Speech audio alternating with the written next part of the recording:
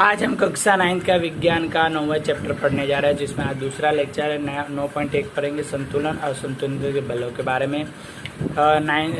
चित्र 9.3 में लकड़ियों में एक फ्रीडम के समतल मेज के ऊपर रखी जाती है। चित्र में दर्शाए दो भागों में एक्स और फ्रीडम के वाई के विपरीत होते हैं। अलग अलग हम किसी भी भाग को बल एक्स पे खींच सकते हैं, तो फ्रीडम की दाईं ओर के खींचकार शुरू कर सकते हैं। उसी प्रकार से अगर हम धागे के वाई की ओर खींचा जाए तो फ्रीडम की बाईं ओर खींच शुरू हो जाती है, जिसके लिए हम अलग अलग फ्रीडमों को दोनों के सामने बल से खींचा जा सकता है। जो दिशा में फ्रीडम गति नहीं करती, परंतु इसके बलों के संतुलित कहा जा सकता है। इसे गति की अवस्था में परिवर्तन नहीं होता। तो इसके अंदर हम देखें तो क्या होता है, तो इस प्रकार का देखो दिया गया, ठीक है अंग। अब इसके अंदर क्या है कि इसके अंदर जो धक्का दे रहे हैं, तो एक साइड से अगर आप धक्का दे तो क्या वो गति करेगा, ठीक है। एक साइड से तुम धक्का दोगे तो गति करेगा।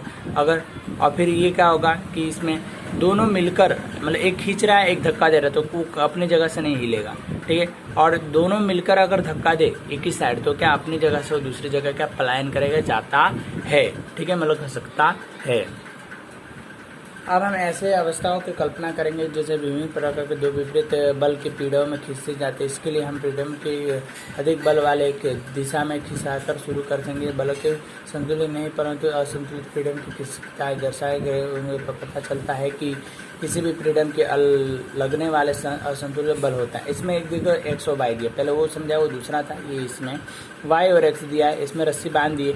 एक साइड जोर से खींचो तो वाई की ओर खींचेगा, दूसरी साइड खींचो एक्स, ठीक है। तो जो ढीला पड़ेगा उसकी साइड वो ज़्यादा जाएगा, ठीक है। जैसे हम हाथ से नहीं करते हैं, ठीक है, तो पंजा लड़ाते तो फिर उसके बाद जो ज़्यादा बल देता है वो क्या होता है को सामने वाले पार्टी को गिराता है। ऐसे इसके अंदर भी होता है। अगर आप इस प्रकार से करते हो तो उसमें अंदर क्या होगा, तो सामने वाला व्यक्ति जो होगा वो हार जाता है। इसमें भी क्या होता है कि जो अगर ज़्यादा खींचेंगे बल तो वाई की ओर ज़्यादा जाएगा और एक्स की ओर कम जाएगा।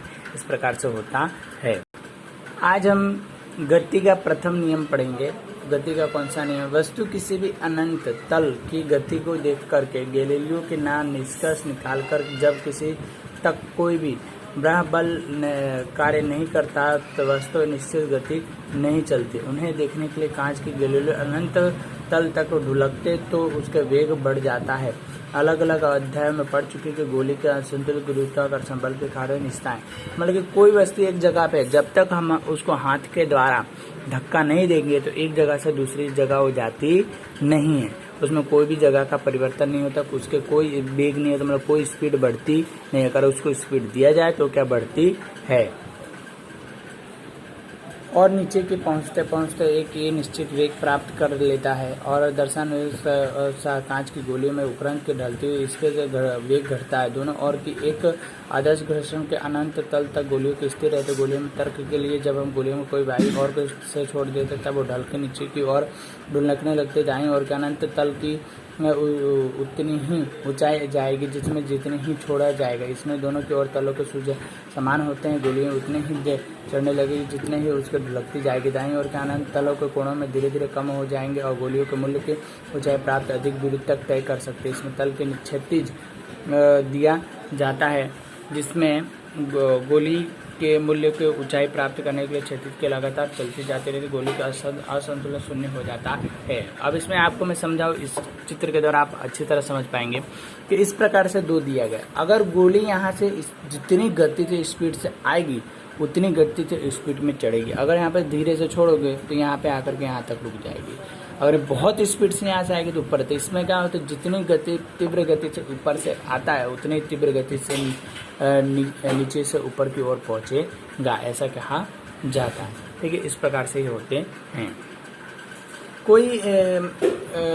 कोई स्वरूप में बनाए रखने के लिए एक नेट बल की आवश्यकता नहीं होती है। वास्तव में ये अवस्था शून्य असंतुलन ब्रह्म बल प्राप्त करने की कठिन होता है। ऐसे गति के विपरीत दिशा में लगने वाले घर्षण के कारण होता है। इसमें से व्यवहारों की गोली कुछ दूरी तक चलने के लिए रुक जाती है। इसमें घर्षण, इसमें क्या कहना चाहता है पूरे के अंदर कि कोई बल है, अगर हम बॉल को फेंकते हैं तो बॉल जाकर के क्या होता है कि रुक जाती है। क्यों रुक जाती है कि टाइस में दरदरा होता है, खुरदुरा होता है, घर्षण होता है। घर्षण के कारण क्या होता है, बॉल रुक जाती है। और जहाँ घर्षण नहीं होता तो वहाँ बॉल रुकेगी नहीं, लिपटते हुए मतलब सरकते हुए क्या अनंत दूरी तक पहुँच जाती है।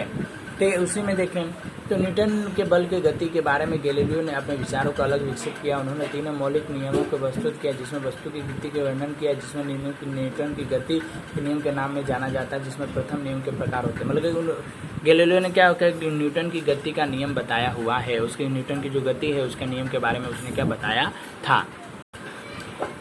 प्रत्येक वस्तु को अपने स्थिर अवस्था में सरल रेखा में एक समान गति करने की बनाए रखती है, जबकि उसके लिए कोई बाहर की बल कार्य करता नहीं है। मतलब कि एक ही जगह वो खड़ा रहेगा, उसको बाहर का बल की जरूरत नहीं है। ठीक है। दूसरे शब्दों में सभी वस्तुओं का अपनी गति अवस्था में परिवर्तन विरोध करता है। गुणवत्ता के रूप में किसी वस्तु विराम अवस्था में रहने के समान वेग में गति करने के लिए वस्तु जड़तत्व कहा जाता है। या मतलब क्या होता है कि जो वस्तु जैसे अगर वहाँ पर रुके तो उसी रुकी हुई, बाद में उसको धक्का देकर बाद में जाकर फिर वो रुक जाती है, अपनी अवस्था में आने के लिए क्या कोशिश करती रहती है। आगे हम कल पढ़ेंगे किसी मोटर के उसकी क्रियाकलापों के बारे में। ठीक है, आज के लिए सिर्फ इतना ही रखेंगे।